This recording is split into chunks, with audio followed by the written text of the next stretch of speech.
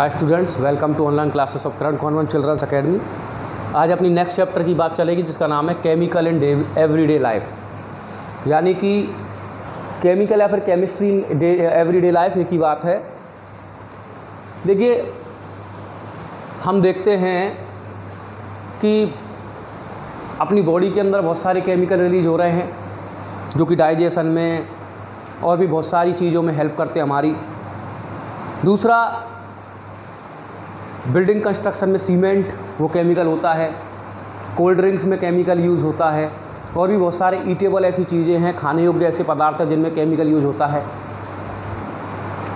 और व्हीकल्स में डीजल वो भी केमिकल होता है। यानी कुल मिला के अगर आप देखेंगे तो हर जगह पे केमिकल आपको देखने को मिलेगा। दवाइयों को ले लें आप, हम जब बीमार पड़ जाते हैं तो जो हम टेबलेट्स या मेडिसिन्स जो हम यूज़ करते हैं उनके अंदर भी केमिकल होता है। यानी कि कुल मिला के हर जगह हमको केमिकल देखने को मिलेगा। अगर आप खेतीबाड़ी को ले, एग्रीकल्चर फील्ड में देखें तो जितने भी अपने इंसेक्टिसाइड या फिर फर्टिलाइजर्स जो यूज होते हैं वो भी केमिकल होते हैं।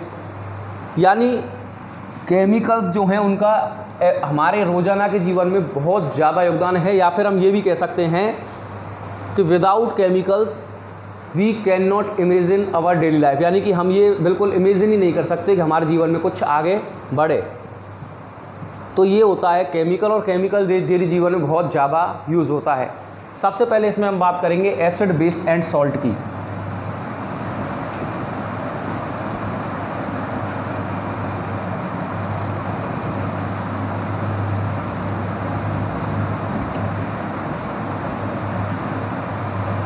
देखिए,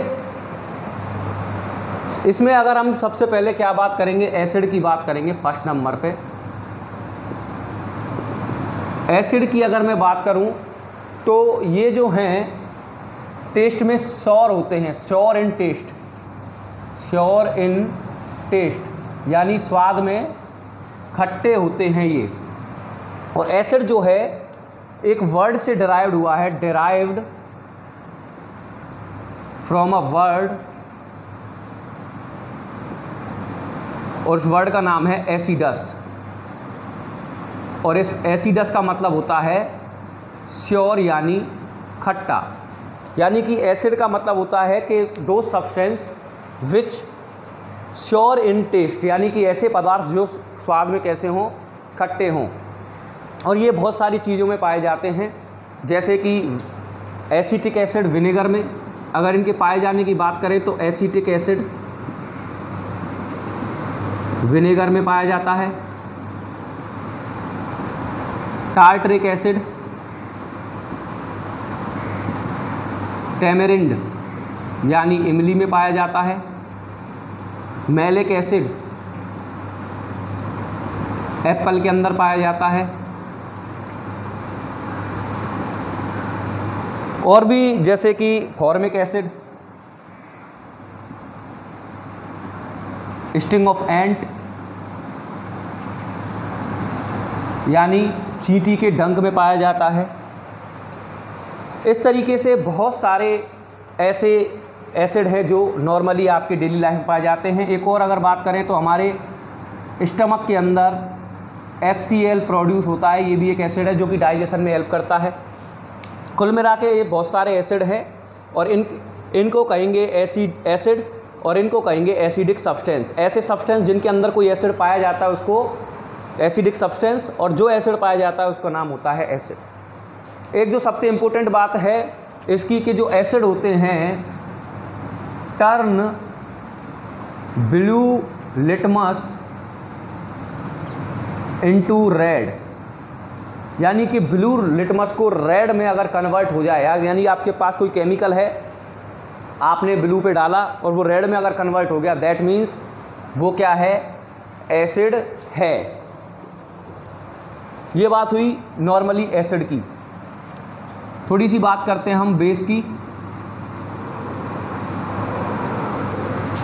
बेस जो हैं bitter in taste, bitter in taste, soapy to touch, soapy to touch, यानी कि स्वाद में कड़वे होते हैं और टच करने पर साबुन जैसा फील कराते हैं। इनका बिहेवियर साबुन जैसा होता है, जैसे कि sodium hydroxide, NaOH, ammonium hydroxide,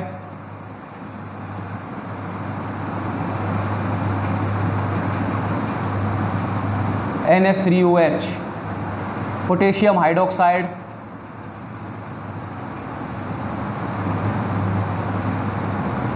जैसे कि KOH। तो ये है बेस की बात। और अगर इसकी बात करें तो ये जो है turn red litmus into blue, यानी कि ये कोई केमिकल है आपके पास, अगर आपने उसको रेड पे डाला और वो ब्लू में कन्वर्ट हो गया, दैट मीन्स उसके अंदर कोई ना कोई बेस मौजूद होता है।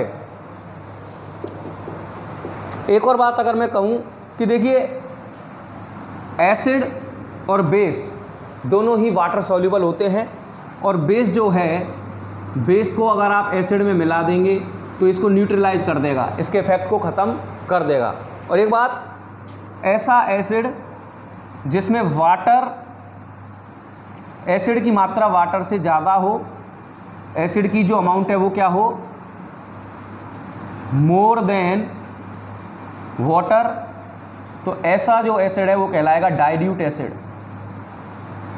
और ऐसा ही एसिड अगर उसमें वाटर जो है मोर देन एसिड, यानी कि पानी की मात्रा एसिड से ज़्यादा हो, तो कंसंट्रेटेड एसिड कहलाएगा। ठीक है, यानी कि अगर एसिड ज़्यादा हो पानी से तो डाइल्यूट एसिड, और वाटर ज़्यादा हो एसिड से उसको कहेंगे कंसंट्रेटेड एसिड कहते हैं। यही फॉर्मूला बेस के लिए होता है। बेस ज़्यादा हो पानी से तो डाइल्यूट बेस, बेस कम हो पानी से तो कंसंट्रेटेड बेस कहलाएगा। तो ये बात थी एसिड और बेस की। अब हम बात करते हैं सॉल्ट के बारे में।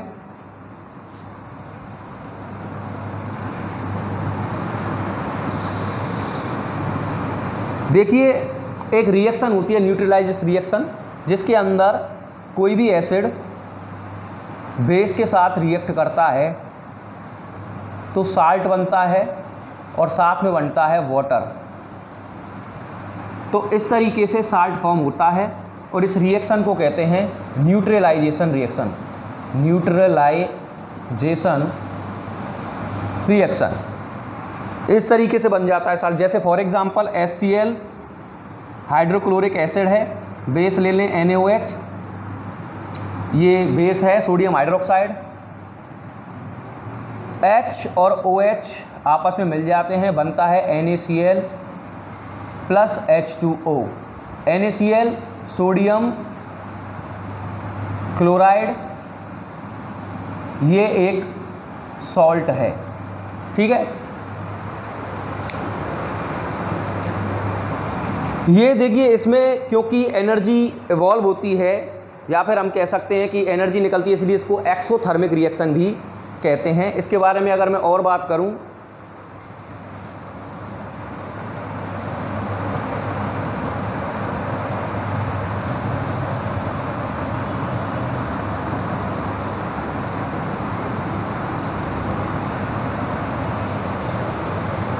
देखिए, जो वैसे तो अगर आप देखेंगे क्योंकि न्यूट्रलाइजेशन रिएक्शन है, इसमें क्या है, एसिड और बेस जब रिएक्ट करता है तो साल्ट बनता है, और साल्ट कैसा होता है, न्यूट्रल होता है। कैसा होता है, न्यूट्रल। पर कई बार जो साल्ट है वो उसकी फॉर्म एसिडिक भी हो सकती है और बेसिक भी। कैसे, जब स्ट्रॉन्ग एसिड रिएक्ट करता है वीक बेस के साथ तो इसके अंदर जो साल्ट जो बनता है और बनेगा वाटर, साल्ट जो बनेगा वो होगा एसिडिक। क्यों होगा, क्योंकि देखिए एसिड के पास होता है H+ आयन और बेस के पास होता है OH- आयन। H और OH आपस में मिलकर H2O बनाते हैं। पर यहाँ पे क्या है, स्ट्रॉन्ग एसिड है, एसिड उतना ज़्यादा स्ट्रॉन्ग होगा जितने उसके पास H+ आयन होंगे, क्योंकि इसके पास H+ आयन क्या हैं, ज़्यादा हैं, OH- आयन क्या है, कम है। तो ये कंप्लीटली आयोनाइज नहीं कर पाएगा। OH minus ion H plus ion को कंप्लीटली आयोनाइज नहीं कर पाएगा, यहाँ पर H प्लस आयन रह जाएंगे, यानी कि इसकी फॉर्म कैसी रहेगी, ये एसिडिक रहेगा विद नेचर। जैसे for example HCl plus NH4OH, ये हाइड्रोक्लोरिक एसिड है, ये स्ट्रॉन्ग है एसिड है, और ये सोडियम हाइड्रोक्साइड अमोनियम हाइड्रोक्साइड है, और ये एक वीक बेस है।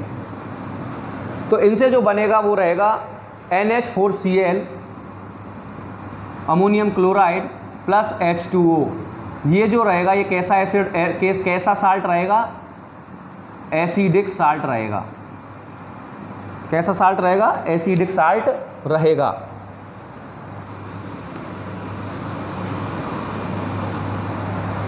वहीं अगर ये हो जाए कि वीक बेस हो, वीक एसिड हो और स्ट्रॉन्ग बेस हो, तो जो साल्ट फॉर्म होगा वो कैसा रहेगा, बेसिक।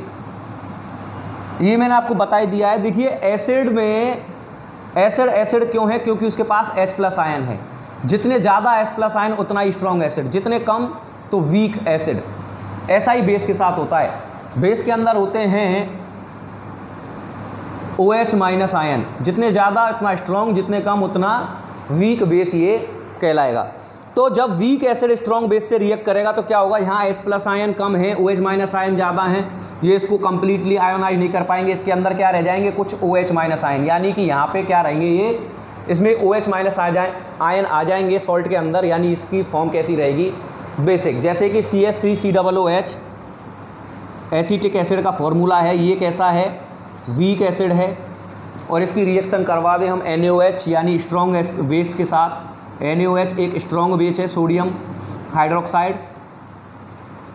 तो इससे जो साल्ट बनेगा वो रहेगा CH3COONA प्लस H2O।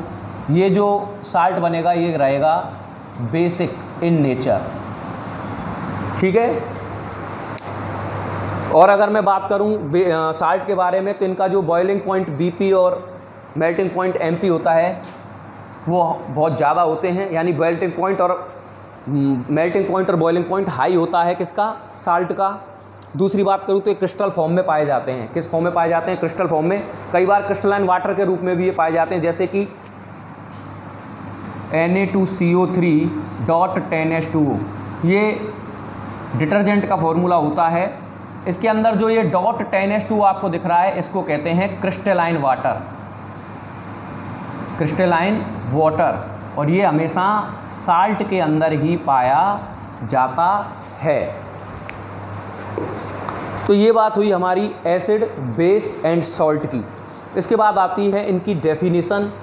देखिए स्टार्टिंग में जो डेफिनेशन आई थी उनके बारे में बात करेंगे, कुछ सही भी हैं, कुछ गलत भी हैं, कुछ थोड़ी बहुत सही हैं, तो उनके बारे में बात करेंगे कल। आज के इतना ही, थैंक यू वेरी मच।